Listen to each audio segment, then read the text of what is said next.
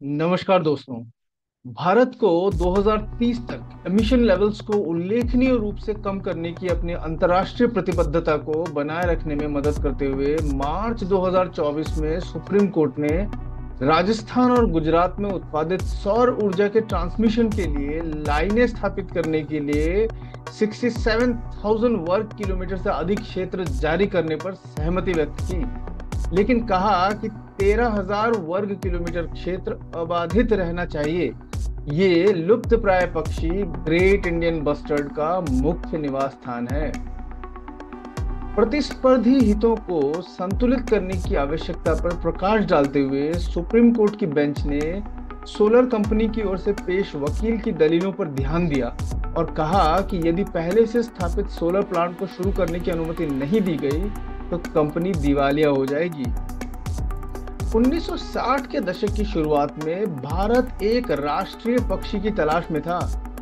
प्रसिद्ध पक्षी विज्ञानी स्वर्गीय सलीम अली, जिन्हें भारत के पक्षी मानव के रूप में भी जाना जाता है, ग्रेट इंडियन बस्टर्ड के पक्षधर थे, जो एक 4 फीट लंबा पक्षी है जो शुतुरमुर्ग जैसा दिखता है। आखिरकार 1963 में भारत सरकार ने मोर के लिए समझौता कर लिया। हालांकि निश्चित रूप से जानने का कोई तरीका नहीं है, लेकिन सरकार को तब डर था कि बस्टर्ड नाम गलत लिखा जाएगा, जैसा कि मीडिया ने बताया था। Great Indian bustard Indian wild life protection act 1972 की शेड्यूल 1 के अलावा United Nations Convention on Migratory Species (CMS) और Convention on International Trade in Endangered Species of Wild Fauna and Flora CITES की अपेंडिक्स 1 में शामिल है। इसके अतिरिक्त ये International Union for Conservation of Nature IUCN red list और national wild life action plan 2002-2016 में गंभीर रूप से लुप्तप्राय क्रिटिकली एंडेंजर्ड स्पीशीज के रूप में सूचीबद्ध है। एक अनुमान के अनुरूप दुनिया में इसकी संख्या करीब 200 ही बाकी है। ऐतिहासिक रूप से ग्रेट इंडियन बस्टर्ड पूरे पश्चिमी भारत में 11 राज्यों के साथ साथ पाकिस्तान के कुछ हिस्सों में मौजूद था। इसका गढ़ कभी उत्तर पश्चिम में थार रेगिस्तान और प्रायद्वीप का दक्कन का पठार था। आज इसकी आबादी ज्यादातर राजस्थान और गुजरात तक ही सीमित है। छोटी आबादी महाराष्ट्र, कर्नाटक और आंध्र प्रदेश में पाई जाती है।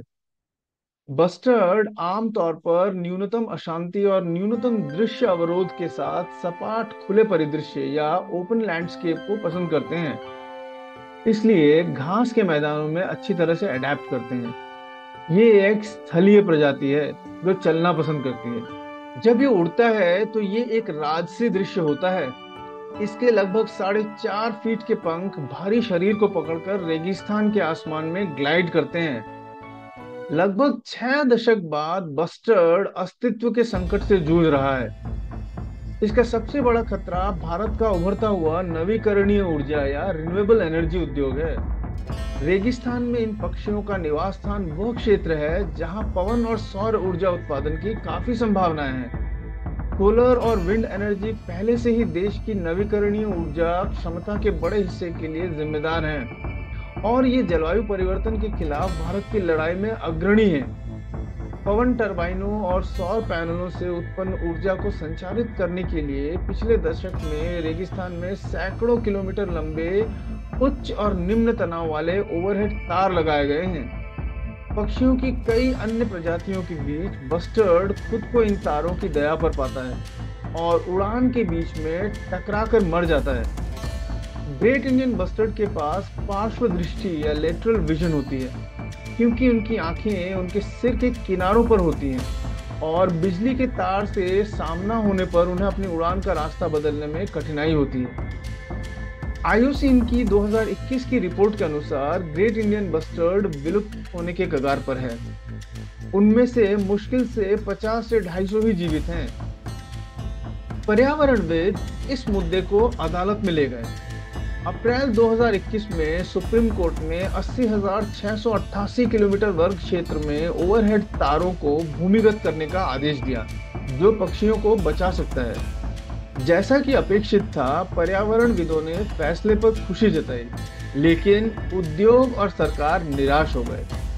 उन्होंने तर्क दिया कि भूमिगत केबल महंगा है और इससे व्यवसाय अलाभकारी हो जाएगा।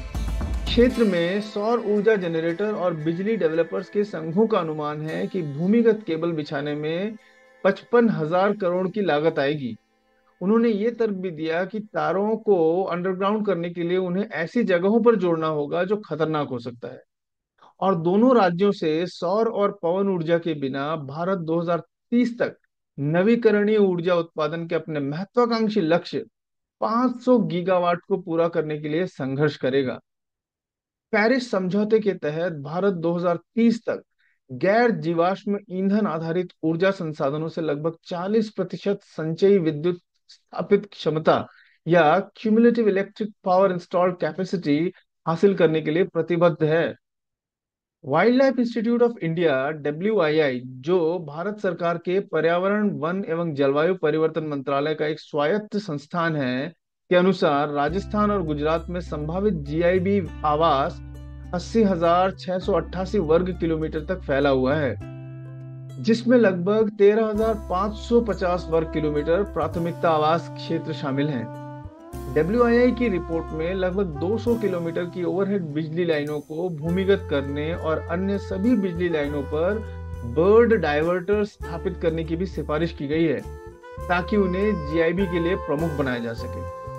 सौर ऊर्जा का लाभ यह है कि इसे वितरित और विकेंद्रीकृत किया जा सकता है। इसमें अपनी स्वयं की छत और बड़े स्थानों पर फैले उद्योगों और कारखानों के शीर्ष पर छत पर सोलर पैनल स्थापित करना शामिल है।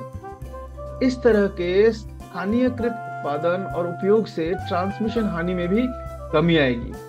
संरक्षणवादी इस बात से सहमत हैं कि देश को हरित ऊर्जा में निवेश करने की आवश्यकता है।